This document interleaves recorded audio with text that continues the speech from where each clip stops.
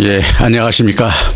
오늘은 여러분들과 창세기 12장 18절부터 여러분들과 말씀을 나누고자 합니다. 창세기 12장 18절은 바로가 아브라함을 불러 이르되 네가 어찌하여 나를 이렇게 대답하느냐, 네가 어찌하여 그를 내 아내라고 내게 고하지 아니하였느냐라고 우리가 바로가 아브라함을 책망하고 있음을 우리에게 보여주고 있습니다. 이 바로가 아브라함을 책망하는 소리는 비록 아브라함이 하는 그 책망 소리가, 이것은 비록 바로가 하는 말이지만은 이 책망은 하나님께서 바로를 통하여 아브라함을 책망하는 소리임을 우리가 여기서 깨달아야 되는 것입니다. 왜냐하면 바로에게 하나님께서 사라가 아브라함의 아내라는 것을 알게 하시고 바로가 아브라함을 불러 내가 어찌하여 나를 이렇게 대접하느냐 하는 것도 바로 자기 자신의 임한 재난에 대해 억울함을 항변하는 소리인 것 같지만, 실제적으로 우리가 이와 같이 그것을 들으라고 실제 깨달아야 할 사람이 누구였습니까? 바로 아브라함이기 때문에 아브라함에게 그와 같이 하고 있는 것입니다. 오늘 우리들도 다른 사람이나 또 성경 말씀을 보면서 우리에게 책망하는 그러한 하나님의 목소리들이 우리도 많이 듣게 되고 많이 보게 됩니다. 이것이 바로 뭐냐면 우리 자신, 즉 나 자신을 하는 소리로 나를 하나님께서 책망하시는 것을 우리가 알아야 합니다. 우리가 여러분들도 잘 알다시피 요한계시록에서 7교회, 즉 여러분들이 에베소 교회에서부터 라오디게아 교회까지 7교회에 대하여 말씀하실 때도 거기에서도 하나님께서는 높은 그러한 경제 말씀을 가지고 첫째 벌의 영광에 이르는 그러한 교회들에게도 하나님은 책망을 하시고 있습니다. 항상 우리에게 책망하시는 것은 더 좋은 말씀으로 더 좋은 부활과 하늘나라에서 하나님께서 상급과 기업을 창대케 하여 주시기 위해서 우리를 책망하시는 것입니다. 그리고 12절 18절에서 내가 어찌하여 그를 내 아내라고 내게 고하지 않았냐라고 말하고 있는데, 실질적으로 우리가 보면은 누이라고도 할 수 있을 것입니다. 그러나 이 불평하는 질책 소리에서는 비록 바로가 질책은 우리가 여러분들이나 본나 저희나 똑같습니다. 우리에게 질책, 저도 다른 사람들한테 많은 질책을 받기도 합니다. 왜냐하면 그것은 그들이 느끼고 그들이 저희 모습을 보고 하나님의 모습에 비추어 제가 아직도 부족함이라고 우리에게 보여주고 있기 때문에 그렇게 질책을 하는 것입니다. 그래서 저도 그들이 질책할 때 그들을 질책같이 변명하거나 하지 않고 그렇습니까 하고 긍정적으로 우리가 받아들이면서 그들에게 우리가 감사를 하고 앞으로 조심하겠다, 또 앞으로 고치겠다라고 제가 말을 하고 있는데, 그런데 저도 사실 그렇게 말을 하고 있지만 저에게 어떤 질책을 할 때 사실 고쳐지기는 그렇게 바로 고쳐지는 않습니다.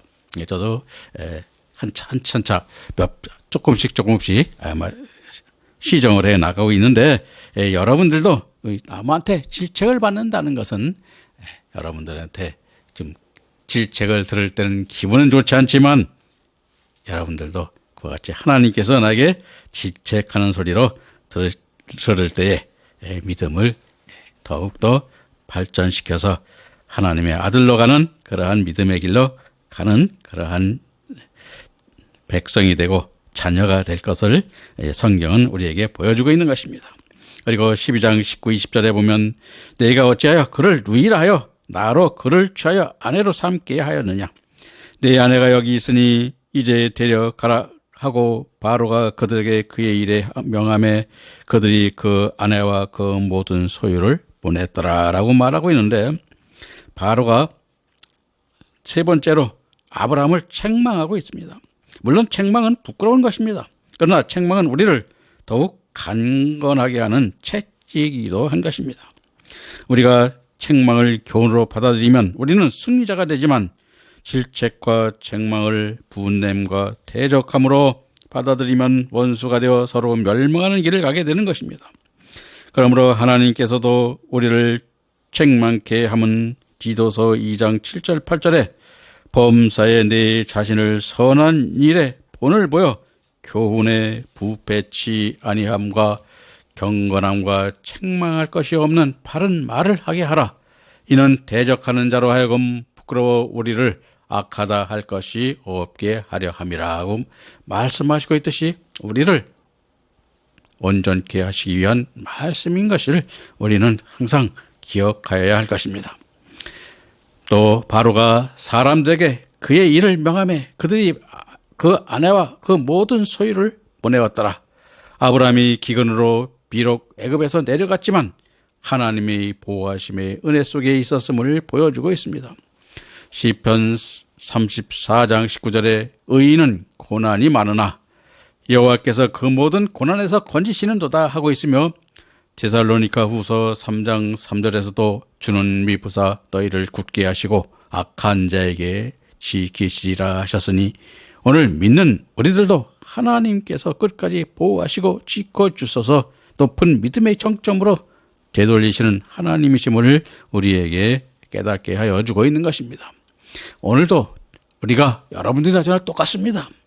우리는 항상 여러분들 성경 속에서 하나님께서는 항상 우리가 좋은 하나님 또는 사랑이 많으신 하나님 또 은혜의 하나님 이렇게 우리가 하나님을 우리가 우리의 생각대로 항상 우리에게 사랑을 베푸시는 사람으로 생각하고 우리의 주님이심을 알게 된 설명을 많이 하는데 우리가 하나님께서도 우리에게 책망과 질책을 하시는 양면성이 있음을 우리가 깨닫고 이제는 책망하시고 또 우리를 교훈 삼아서 하시는 말씀을 우리는 항상 기억할 때 그 말씀이 우리가 더욱더욱 온전한 하나님의 아들로 나아감을 이제 우리가 여기서 보여주고 있고 또 하나님은 그렇게 하시면서도 우리를 보호하시고 지켜주시는 것입니다. 왜냐하면 하나님께서는 우리를 그대로 내버려두지 않습니다. 왜? 시험과 그 책망과 또 연단을 이기게 하셔서 더 좋은 믿음으로 나아가게 하시는 것입니다. 그러므로 우리가 하나님께서는 언제나 우리를 지켜주시고 보호해 주시는 하나님임도 우리가 함께 깨달아서 하나님께서 이루고자 하시는 그 일에 우리가 여러분들이 탐대하게 우리가 그 믿음으로 나가야 됨을 우리 아브라함을 통해서 오늘 보여주는 것입니다. 그리고 이어서 13장의 말씀을 전하겠습니다.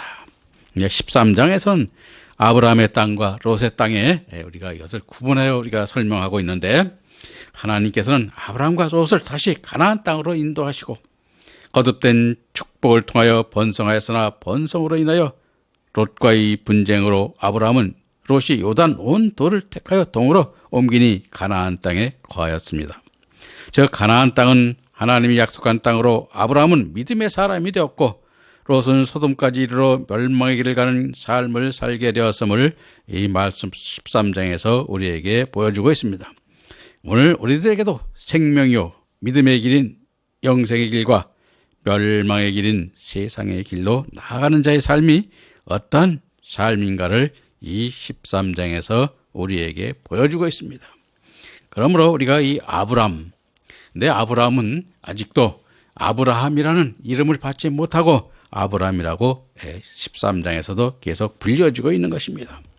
그것은 뭐냐면 아브람이 아직 하나님께 은혜로운 사람으로 은혜받은 자로서의 아직 믿음에 이르지 못했으므로 아브람이 그대로 이름으로 불려지고 있습니다.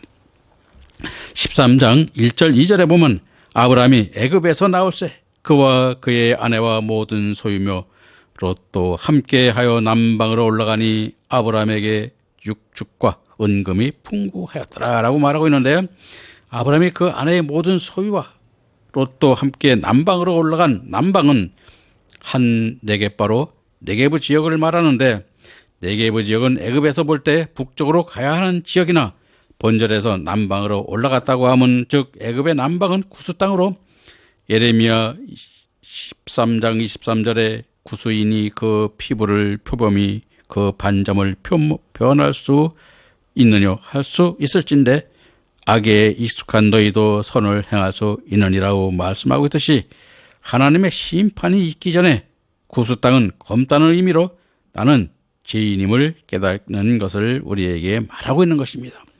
즉 레위기 13장 13절에 보면 문둥병이 온 몸의 일부에 났으면 부정하다 하였으나 문둥병이 온 몸에 퍼졌으면 정결하다고 하고 있습니다.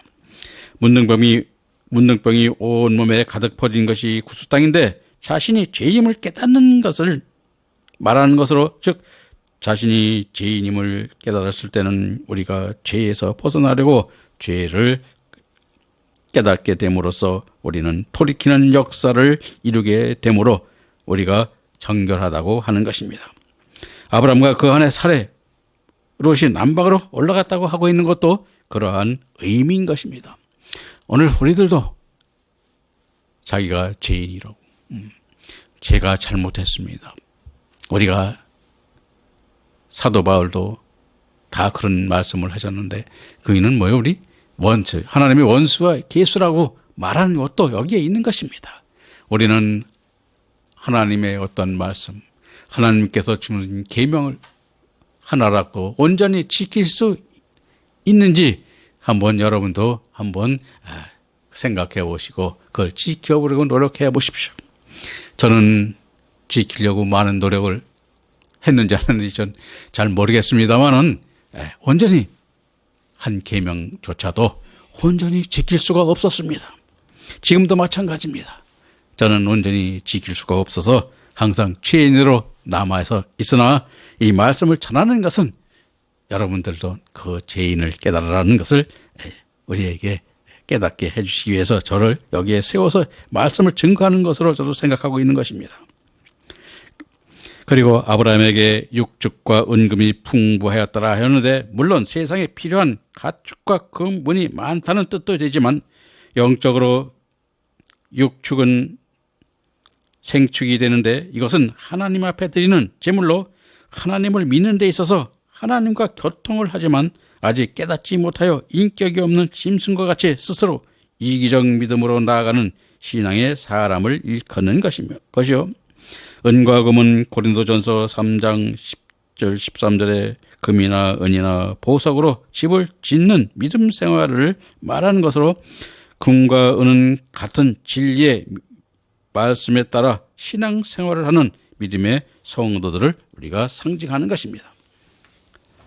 그래서 우리가 이와 같이 진리를 갖다 금과 은과 또는 우리가 오기표곡 또 청옥 이와 같이 우리가 말씀을 갖다 상징적으로 표현하는 것은 그와 같이 우리 인간들을 투명하게, 즉 흠이 없고 거룩하게 하나님께서 우리를 이끌기 위하여 그와 같이 우리가 표현하고 있는 것입니다.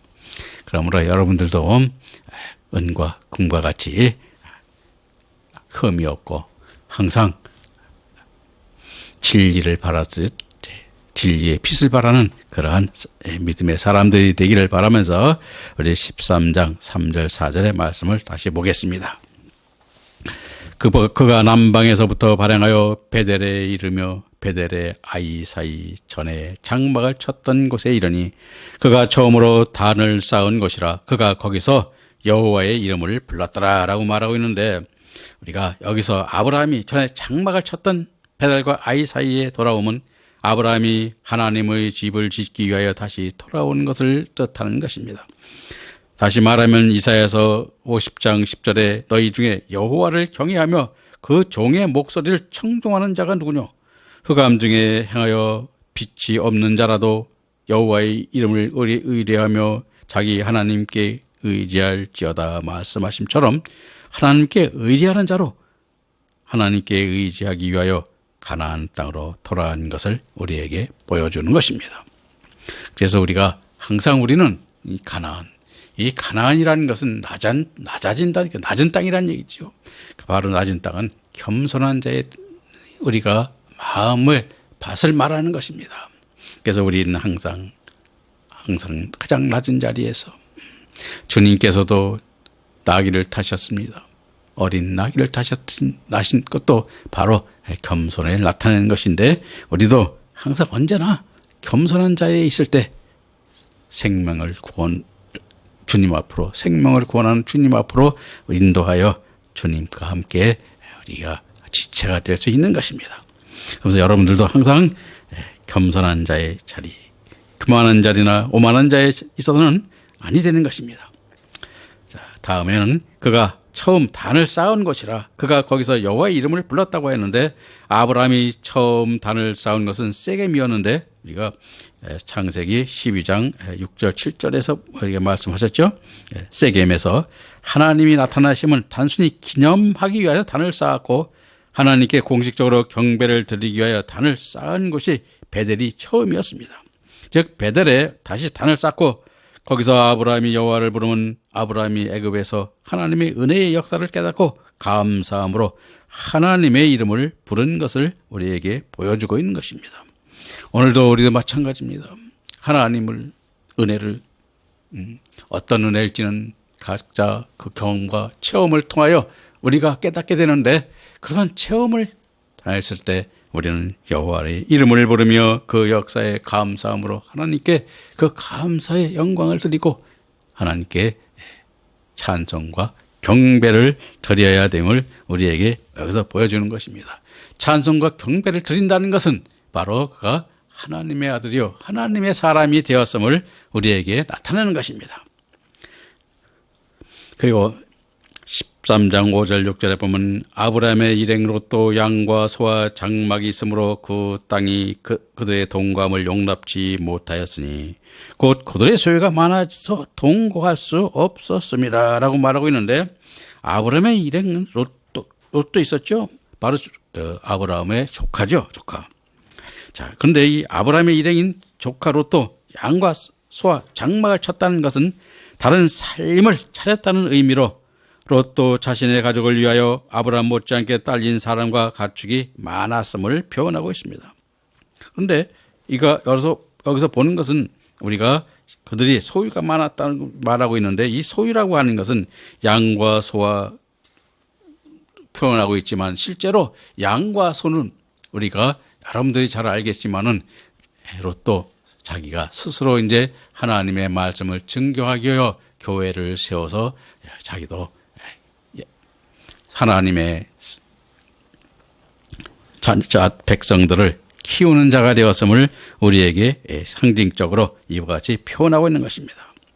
그런데 그들이 동거함을 용납하지 못하였으니 곧 그들이 소유가 많아서 동거할 수 없음이라 했는데, 즉 아브라함과 롯이 함께 살 수 없는 이유가 그들이 소유가 많아서인데, 그들의 소유는 레쿠삼으로 원형 레쿠신을 모으다는 의미로 재산을 상당히 모았음을 나타내는 것으로 각각 자신의 재물을 지키기에 급급하여 화목의 관계가 깨어지게 되었음을 나타내는 것입니다.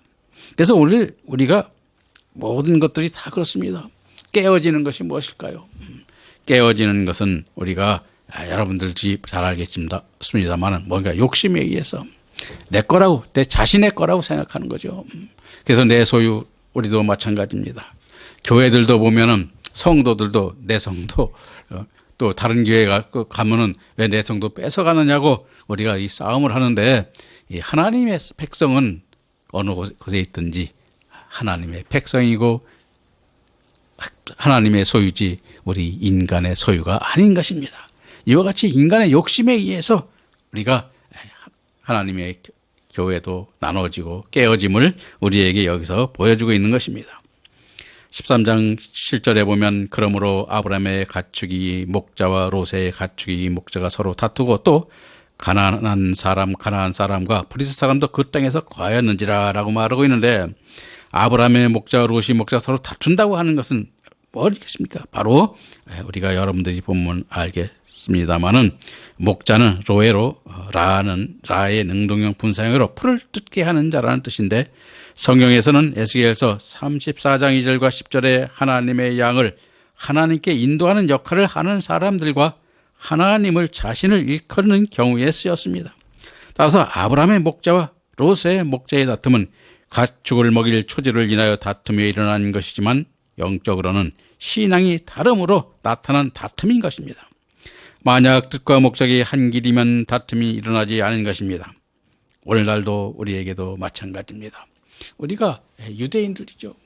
여러분들이 보면 이스라엘 백성들도 믿음이 사두개인 또 바리새인 우리가 나눠져서 또 나눠졌고 유대당도 나눠지고 유대당으로 또 나눠지고 여러 타당으로 나눠지듯이 이와 같이 믿음에 의해서 우리가 틈이 벌어지고 나누어지는 것을 우리 성경에서 보여주고 있는데 여기서도 우리가 롯과 아브라함이 헤어지게 된 것은 바로 이와 같이 믿음의 차이를 우리에게 여기서 보여주는 것입니다.